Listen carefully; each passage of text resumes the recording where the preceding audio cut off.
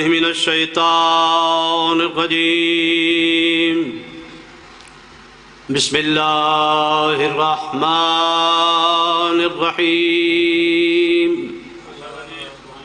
بارئ الخلائق أجمعين باعث الأنبياء والمرسلين والصلاة والسلام على خاتمهم وأفضلهم أبي القاسم محمد وأهل بيت النبوة ومعدن الرسالة هم فاطمة وأبوها وبعلها وبنوها لا سيما بقية الله في الأرضين روحي له الفداء ولعنة الله على أعدائهم أجمعين أما بعد فقد قال مولانا الإمام صادق عليه السلام يا فضيل تحدثون وتجلسون صلوات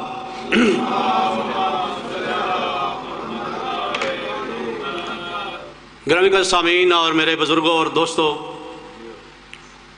آپ کی خدمت میں چھٹے امام کی حدیث مبارکہ کی تلاوت کی، جس میں امام اپنے صحابی فضیل ابن یسار سے فرما رہے ہیں کہ اے میرے پاکیزہ صحابی، کیا تم ہمارے معارف، ہمارے ذکر کی مجالس اور محافل برقرار کرتے ہو؟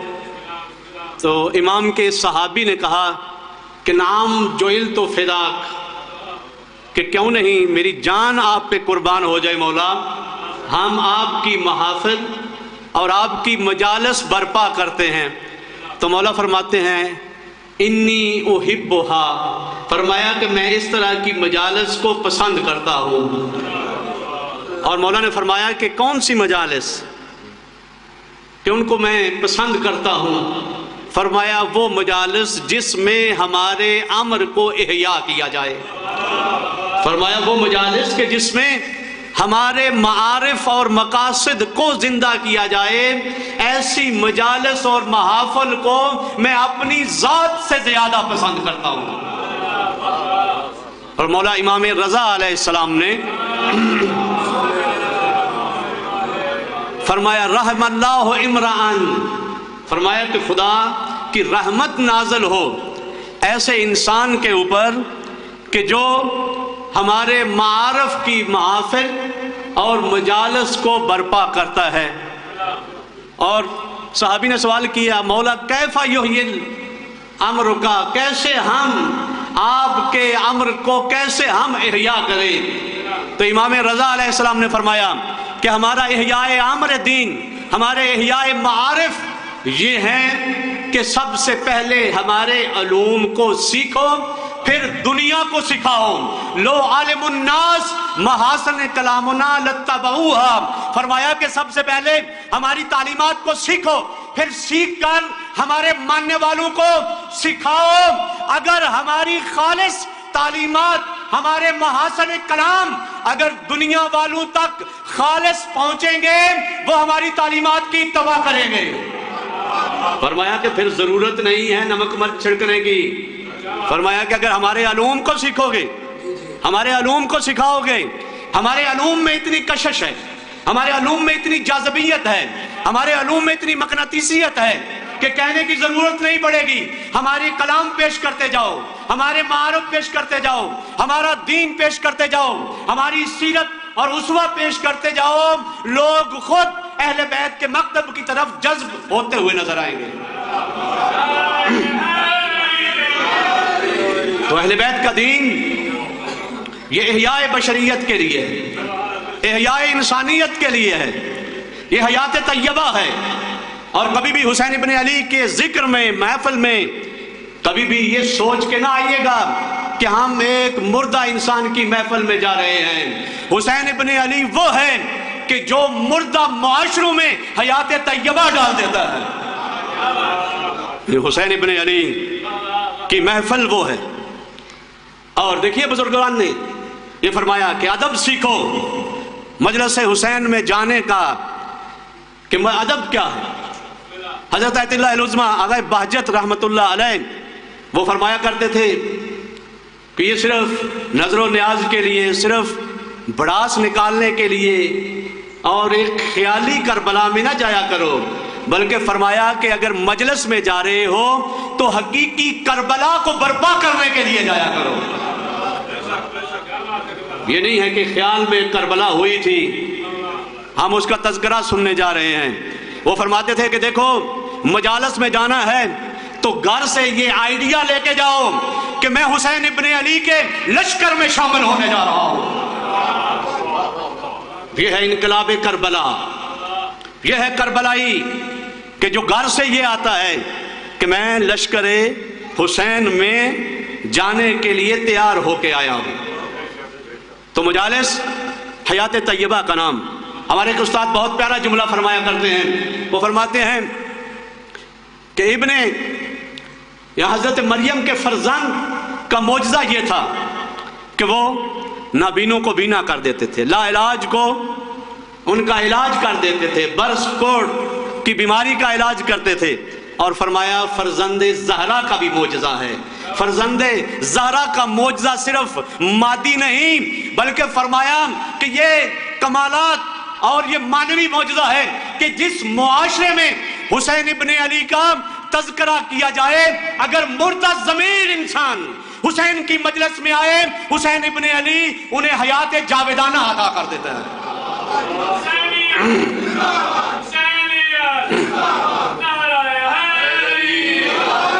تو حسین ابن علی کا تذکرہ یہ حیات طیبہ عنایت کرتا ہے۔ اور حسین ابن علی وہ ہیں کہ جنہوں نے بشریت کو، اور دیکھیے حسین ابن علی ہیں کہ جو آبرو دین اسلام ہے۔ حسین ابن علی وہ ہیں کہ جنہوں نے دین اسلام کو عزت و آبرو بخشی۔ اور آج کے دور میں امام خمینی وہ ہیں کہ جنہوں نے شیعت کو عزت بخشی ہے۔ اور یہ مجالس سنت ہے ہمارے ائمہ کی، اور ائمہ نے احیاء دین کیا، احیاء سنت رسول کیا، احیاء قرآن کیا، احیاء امامت کی، احیاء داستان کربلا کو احیاء اور زندہ کیا۔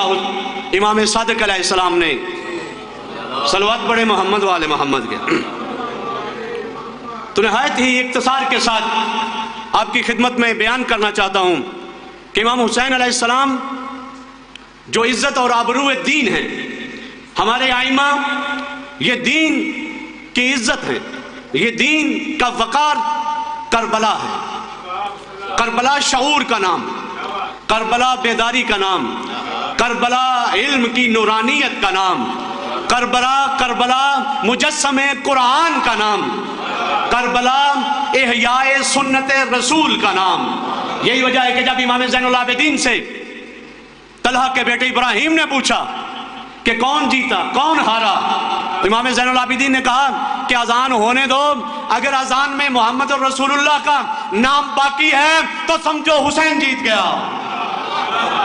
لیکن اگر اذان باقی نہیں ہے تو سمجھو یزید جیت گیا۔ تو یہ احیاء امر دین ہے۔ اور امام زین العابدین نے اپنے خطبات کے ذریعے، امام صادق علیہ السلام نے اپنی اسلامی یونیورسٹی کے ذریعے احیاء قرآن کیا، قرآن کو زندہ کیا۔ اور 100 سال بنی امیہ کے دور میں جو دین میں انحرافات آ گئے تھے، دین سے لوگوں کو دور کر دیا گیا، قرآن کی غلط تفسیریں کی گئی، میرے مولا چھٹے امام نے قرآن کو حقیقی معنی میں جو رسول اللہ لے کے آئے تھے جس طرح رسول اکرم تفسیر کیا کرتے تھے، میرے مولا نے قرآن کی ویسے تفسیر کی۔ دیکھیے فقہ جعفری یا مذہب جعفری، یہ بعض اوقات ہم کہہ دیتے ہیں، دیکھیے دین اللہ کا ہے، شریعت رسول اللہ کی ہے، لیکن تفسیر اور تبیین امام صادق نے کی ہے۔ امام صادق کا دین نہیں ہے، دین اللہ کا ہے، شریعت رسول اللہ کی ہے، کیونکہ وہ انحراف بدعات جو دین میں آ گئی تھی امام صادق علیہ السلام نے تفسیر کر کے احیاء ناب اور خالص دین کیا اور دنیا والوں کو بتایا کہ قرآن کیا ہے، قرآن کی عظمت کیا ہے۔ امام نے احادیث میں قرآن کی عظمت بیان کی، اور اس سے پہلے رسول گرامی اسلام نے قرآن کی عظمت، یہ احیاء دین ہے، یہ احیاء ذکر اہل بیت ہے، یہ احیاء مجالس حسین ابن علی ہے کہ جس میں امر حسین زندہ ہو، جس میں مقصد کربلا زندہ ہو، جس میں معارف کربلا زندہ ہو، وہ مجلس سید الشہداء ہے۔ لیکن اگر ہم ایک گھنٹہ مجالس سے خطاب کرتے جائیں اور ایک ذکر بھی اپنے ائمہ کا نہ کریں تو وہ باقی ساری مجالس تو آپ اسے نسبت دے سکتے ہیں، وہ مجلس جس کے متعلق میرے مولا امام رضا علیہ السلام نے فرمایا ہے کہ ہماری مجالس میں احیاء امر الہی ہوتا ہے، اور وہ کیا ہے کہ جس میں ہمارے علوم کو بیان کیا جائے۔ اور مولا نے کس مبلغ کے لیے دعائے رحمت کی ہے کہ جو خالص معارف اہل بیت بیان کرے، جو خالص قرآن بیان کرے، اور فرمایا کہ یہ مبلغ وہ ہے کہ جو کبریت احمر سے بھی اس کی قیمت بزرگ تر ہے، یہ معمولی انسان نہیں ہے، اس کو کبھی بھی پیشہ ور کے ساتھ مقایسہ نہ کریں، اسے کبھی بھی دو تقریریں جو رٹا لگا کے آ جاتا ہے اس کے ساتھ کبھی بھی مقایسہ نہ کریں۔ یہ وہ انسان ہے کہ جو حقیقی ائمہ علیہ السلام کے دستورات کے اوپر عمل کرتے ہوئے احیاء سیرت حسین کرتا ہے۔ اور مولا نے فرمایا کہ میں نے احیاء قرآن کیا۔ امام صادق فرماتے ہیں علیکم بالقرآن، فرمایا گیا میرے چاہنے والوں میری مجالس میں ہمارے امر کو زندہ کرو، فرمایا تمہارے لیے قرآن ہے، فَإِنَّهُ عَهْدُ اللَّهِ، فرمایا کہ یہ قرآن یہ آئین ہدایت بشریت ہے، فرمایا کہ اس میں ہر دن آپ 50 آیات کی تلاوت کرو، پھر فرمایا کہ آئین خدا ہے، اس میں جو دستورات دیے گئے ہیں اس کے اوپر عمل کرو، جس سے روکا گیا ہے اس سے رکو، یہ فلسفہ احیاء قرآن ہے۔ اور پھر میرے مولا نے فرمایا کہ نوجوانی میں جو قرآن پڑھتا ہے قرآن اس کے گوشت پوشت کا حصہ بن جاتا ہے۔ فرمایا کہ جو جوانی میں قرآن کی بارگاہ میں جاتا ہے۔ اور دیکھیے ایک اور چیز آپ کی خدمت میں عرض کروں، ہم عموماً قرآنی انسان کسے کہتے ہیں؟ جس نے صورتوں کا رٹا لگایا ہو، جس نے پورا قرآن رٹا لگایا ہو، ہم اسے کیا کہتے ہیں کہ یہ اہل قرآن ہے، یہ حافظ قرآن ہے۔ لیکن دیکھیے حافظ کسے کہتے ہیں؟ دین کی نگاہ میں طوطے کی طرح رٹا لگائے ہوئے انسان کو حافظ قرآن نہیں کہتے۔ حافظ قرآن اس انسان کو کہا جاتا ہے کہ جو قرآن کے حدود کی رعایت کرتا ہو، اس کے اوامر کی پیروی کرتا ہو، اس کی نواہی سے رکتا ہو، یہ حافظ قرآن ہے۔ یہ کیا ہے؟ یہ حافظ قرآن ہے۔ اور دیکھیے قرآنی انسان، حسینی انسان، کس انسان کو کہتے ہیں؟ عموماً ہم کہ جو کالے کپڑے پہن لے، جو زیادہ جو ہے وہ ماتم کرے، ہم کیا کہتے ہیں اسے؟ یہ جو ہے وہ حسینی انسان ہے۔ جبکہ قرآنی انسان ایسے انسان کو کہا جاتا ہے کہ اگر وہ اس دنیا سے جائے، لوگ قرآن مجید کی آیات پڑھ کر اس کے اخلاق کی تفسیر کریں، اس کی سخاوت شجاعت ذکر کر کے قرآن کی آیات پڑھتے ہوں، اس انسان کو قرآنی انسان کہا جاتا ہے۔ اور حسینی انسان کسے کہتے ہیں؟ ہم جو ہے وہ کہتے ہیں کہ جی وہ کہتے ہیں 100 بلی کھا کے 100 بلی چوہا کھا کے حج نو چلی۔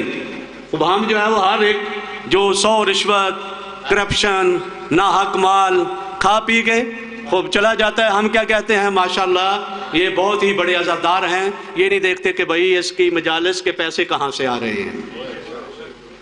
حسینی انسان کسے کہا جاتا ہے؟ حسینی انسان اگر دنیا سے جائے، لوگ امام حسین کے کردار کو پیش کریں، کہیں کہ اس انسان کا اخلاق حسین ابن علی کی طرح تھا، اس کا ایثار حسین ابن علی کی طرح تھا، اس کی شجاعت دین حق کے لیے وہ حسین ابن علی جیسی تھی۔ تو دیکھیں حسینی انسان ایسے انسان کو کہا جاتا ہے، وہ قرآن ناطق ہے، وہ آئین بشریت ہے وہ صامت ہے، لیکن حسین ابن علی نے کربلا میں قرآن کو چند گھنٹوں میں مجسم کیا ہے۔ امام صادق علیہ السلام نے کیا کیا؟ قرآن کو احیا کیا۔ اور رسول گرامی اسلام نے فرمایا ان اردتم عیش الشہداء وموت الشہداء ونجات من النار فادرسوا القرآن۔ فرمایا کہ اگر چاہتے ہو خوش نصیبوں کی طرح زندگی بسر کرو، اگر چاہتے ہو تمہیں موت آئے تو شہداء جیسی موت آئے، اور فرماتے ہیں کہ اگر تم جہنم کے عذاب سے نجات چاہتے ہو تو رسول گرامی اسلام نے وہ نسخہ جاویدانہ الہی جو قیامت تک کی بشریت کے لیے دیا ہے، اس کو احیا کیا۔ امام صادق علیہ السلام نے فرمایا کہ دیکھو سعادت مند زندگی، فوز عظیم کے اوپر فائز ہونے والی زندگی، کامیاب زندگی وہ قرآن کی تعلیمات کے مطابق ہے۔ اگر تم چاہتے ہو موت شہید تمہیں آئے، اگر چاہتے ہو جنت میں جاؤ، اگر چاہتے ہو جہنم سے نجات ملے، تو فرمایا فادرسوا القرآن، قرآن کی بارگاہ میں چلے جاؤ، تمہاری زندگی بھی کامیاب زندگی ہوگی، تمہیں موت آئے گی، شہادت کی موت ہوگی، اور آخرت میں بھی جنت تمہارے حصے میں قرار دی جائے گی۔ صلوات پڑھے محمد والا۔ لگائے مصطفیٰ نے نبوت کو چار چاند، لگائے مصطفیٰ نے نبوت کو چار چاند، لگائے امامت کو مرتضیٰ نے چار چاند، لگائے طہارت کو جناب زہرا نے چار چاند، لگائے شہادت کو جناب مجتبیٰ نے چار چاند۔ ان سب کی قرۃ عظیم یہ فرض عین ہے، ان چاروں کی چاندنی کا محافظ حسین ہے۔ تو دوسری چیز اختصار کرتے ہوئے سنت رسول کو احیا کیا۔ امام صادق علیہ السلام نے اپنے صحابہ کے سامنے وہاں اپنے تشت منگوائی، کہا کہ صحابیوں میں وضو کر رہا ہوں، نمازیں بھی تبدیل ہو چکی، وضو بھی تبدیل ہو چکا، فرمایا کہ آؤ دیکھو جس طرح میں وضو کر رہا ہوں یہ وضو رسول اللہ ہے۔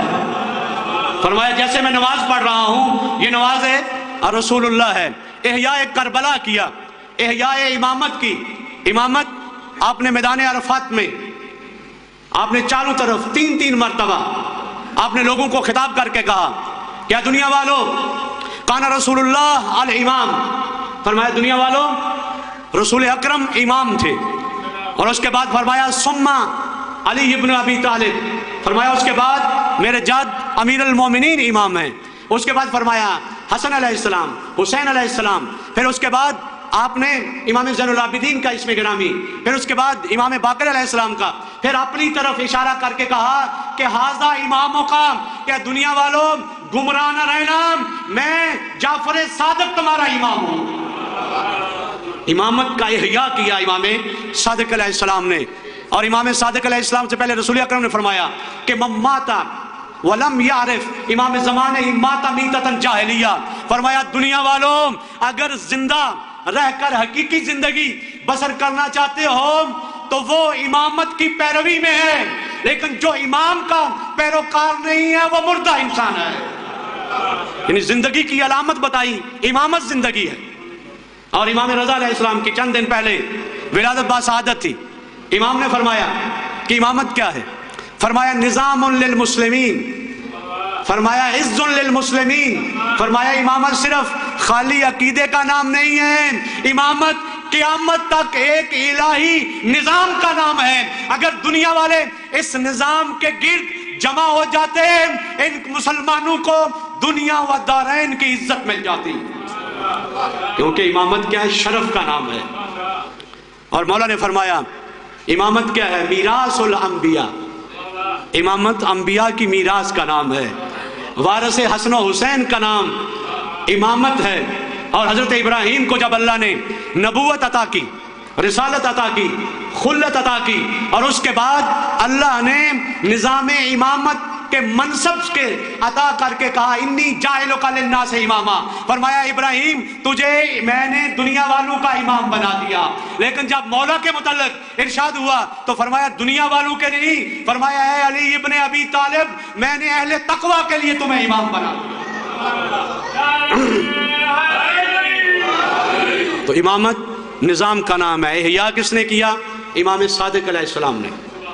امام صادق علیہ السلام نے خدمت بشریت کو احیا کیا۔ امام نے ارشاد فرمایا کہ اگر کسی مومن کی کوئی حاجت کے لیے چل کے جاتا ہے، فرمایا وہ ایسے ہی ہے جیسے صفا اور مروہ کے درمیان صحیح کر رہا ہے۔ اور فرمایا امام نے فرمایا کہ اگر کسی مومن کی حاجت پوری کر دیتا ہے، فرمایا یہ عام نہ سمجھیں، بلکہ فرمایا یہ ایسا ہی ہے کہ جو بدر اور احد میں رسول اکرم کی رکاب میں شہید ہوا ہے۔ اور نہ صرف جو ہے وہ امام صادق علیہ السلام اپنے مومنین کی مدد کیا کرتے تھے، بلکہ مفضل ابن عمر جو آپ کا صحابی تھا، امام نے ایک بجٹ دیا ہوا تھا، کہا کہ مولا نے فرمایا کہ جاؤ جو دوسرے فقہ والے ہیں جاؤ ان کے ساتھ بھی آپ جا کے تعاون کیا کریں، مدد کریں۔ کہنے لگے مولا وہ تو شیعہ نہیں ہے۔ فرمایا نہیں، انسان تو ہے۔ ہمارے امام کیا ہیں؟ امام انسانیت، امام بشریت۔ اور پھر امام نے جو بتائیں صفات ہمارے شیعوں کی کیا ہیں، فرمایا افضل الناس، اتقى الناس، ازہد الناس، عالم الناس۔ فرمایا کہ ہمارا شیعہ وہ ہے کہ جو سب سے افضل ہو، جو سب سے اعلیٰ ہو، جو سب سے زیادہ متقی ہو، جو سب سے زیادہ پرہیزگار ہو۔ اور پھر امام نے ارشاد فرمایا کہ ہمارا شیعہ وہ ہے کہ کبھی بھی اگر بھوک آ جائے، مشکل آ جائے، کبھی بھی سردیوں میں گیدڑ اور کتے کی طرح آوازیں نہیں نکالتا، کبھی بھی اس کے پاس مال نہیں ہے تو کبھی بھی دوسرے مومن کی جیب کے اوپر کوے کی طرح للچائی ہوئی نگاہوں سے نہیں دیکھتا۔ اور اس کے بعد فرمایا کہ ہمارا شیعہ وہ ہے کہ دیکھو ہمارے شیعوں کو یہ نہ دیکھو کہ یہ لمبے رکوع کرتا ہے، یہ لمبے سجود کرتا ہے، بلکہ فرمایا کہ ہمارے شیعہ کو پرکھنا ہے، دیکھنا ہے کہ میرا پیروکار ہے یا نہیں، ہم اہل بیت کا پیروکار ہے یا نہیں۔ تو فرمایا اس کے ساتھ مالی معاملات کر کے دیکھو، اگر اس میں خیانت کرتا ہے تو فرمایا وہ ہمارا شیعہ نہیں ہے۔ یہی وجہ ہے کہ میرے مولا نے بصرہ سے ایک امام حسین علیہ السلام کے پاس آیا ہوا ایک شخص کہتا ہے انا من شیعتکم، فرمایا کہ میں تمہارا شیعہ ہوں۔ مولا حسین علیہ السلام فرماتے ہیں کہ اللہ کا خوف کہو تیرے اندر شیعت کی کوئی نشانی نہیں پائی جاتی، کہو کہ انا محبیکم، میں تمہارا کیا ہوں؟ محب ہوں۔ تو اکثر ہم کیا ہیں؟ ہم محب ائمہ ہیں۔ شیعہ معیار کا نام ہے، شیعہ عمل کا نام ہے، شیعہ فرقے کا نام نہیں ہے، بلکہ دین اسلام کی عملی تفسیر کو شیعت کہا جاتا ہے، جو مقام عمل میں اسلام کو مجسم کرے۔ اور یہی وجہ ہے کہ ائمہ علیہ السلام نے فرمایا کہ لو عالموا محاسن کلامنا لاتبعوا، اگر دنیا والے ہمارے کلام کے محاسن کو جان لیتے تو وہ کیا کرتے؟ ہماری اتباع کرتے، ہماری پیروی کرتے۔ تو دیکھیے حقیقی شیعہ صرف لمبے رکوع سے نہیں ہے، لمبے سجدے سے نہیں ہے، لمبی نمازوں سے نہیں ہے۔ امام علی علیہ السلام کا ایک جملہ عرض کر کے اجازت چاہتا ہوں۔ امام علیہ السلام کوفے کے ایک گلی میں گزر رہے ہیں، ایک بڑی اچھی آواز میں، سریلی آواز میں قرآن کی تلاوت کر رہا ہے۔ تو جناب قمیل کہتے ہیں میں بڑا متاثر ہو گیا، تو میرے مولا نے کہا کہ بھائی خوف کرو، کیا ہو گیا تمہیں؟ مولا نے جنگ نہروان میں جب جنگ ختم ہو گئی تو فرمایا کہ ذرا اس کو ڈھونڈو جس کی تو تلاوت سن کے مست ہو گیا تھا۔ تو کہنے لگے مولا نہیں مل رہا۔ کہا کہ یہ کیسے ہو سکتا ہے؟ صادق مصدق رسول اللہ نے بشارت دی تھی۔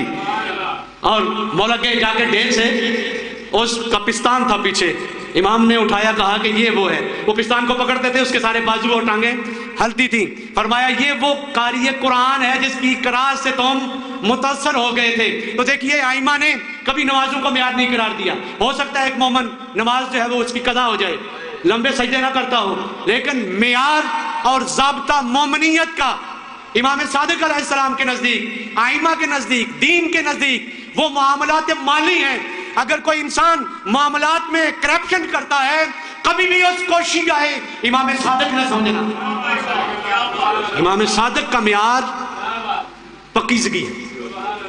اور دیکھیے اہل بیت کے دشمن یا نطفہ حرام ہے یا لقمہ حرام ہے۔ جو بھی انسان لقمہ حرام کھاتا ہے وہ کبھی بھی حقیقی شیعہ نہیں ہے۔ جو نطفہ حرام ہے کبھی بھی وہ حسینی نہیں ہو سکتا۔ اور یہ چیزیں معاشرے میں رائج ہیں کہ معاشرے میں کیونکہ ضوابط سے آگاہ نہیں ہیں، معیارات سے آگاہ نہیں ہیں، دین کے ضوابط سے آگاہ نہیں ہیں، صرف ظاہری طور پہ مجالس میں آنے والے کو سادگی کے ساتھ اس کو جو ہے وہ مومن سمجھنے لگتے ہیں، نمازیں پڑھتا ہو اس کے ساتھ معاملہ کر لیتے ہیں، بعد میں کیا پتہ چلتا ہے کہ وہی جو پیسے لے کے بھاگ جاتا ہے مسجد، وہی جو کرپشن کرتا ہے، بعد میں کہتے ہیں جی نمازیں تو بہت پڑھتا تھا، باتیں تو بڑی دینی کرتا تھا۔ تو امام نے فرمایا باتیں نہ سنیں، نمازیں نہ دیکھیں ان کی، بلکہ معیار ہے۔ معیار کیا ہے؟ قرضہ دے کے دیکھیں، مالی معاملہ کر کے دیکھیں، اگر وہ صحیح معاملے کے مطابق اترتا ہے تو مولا نے فرمایا وہ ہمارا شیعہ ہے، وگرنہ شیعہ نہیں ہے۔ تو یہ وہ چند ایک آپ کی خدمت میں احیاء امر ائمہ کے متعلق تذکرہ کیا۔ ایک دو نقطہ مصائب کا بیان کیا جائے۔ امام صادق نے احیاء عاشورہ کیا، کربلا کو زندہ امام صادق نے کیا، اور اپنے گھر میں مجالس کیا کرتے تھے، کیونکہ اموی دور میں سختیاں تھیں۔ تو میرے مولا قنات لگا کے ایک طرف مستورات کو اور ایک طرف مردوں کو بنا کے ذاکر اور واعظ کو کہتے تھے کہ تذکرہ حسین ابن علی کرو۔ ابو ہارون مولا کا صحابی ہے نابینا، وہ ذکر مصائب کرتے تھے۔ ایک دن جھجک رہا تھا میرے مولا سے، تو میرے مولا نے کہا کہ جھجکو نہیں، جس طرح اپنی محفلوں میں حسین ابن علی کے مصائب پڑھتے ہو آج ویسے ہی پڑھو۔ بہت گریہ ہوا، امام صادق علیہ السلام روئے، مخدرات عصمت پردے سے گریہ کی آواز آئی۔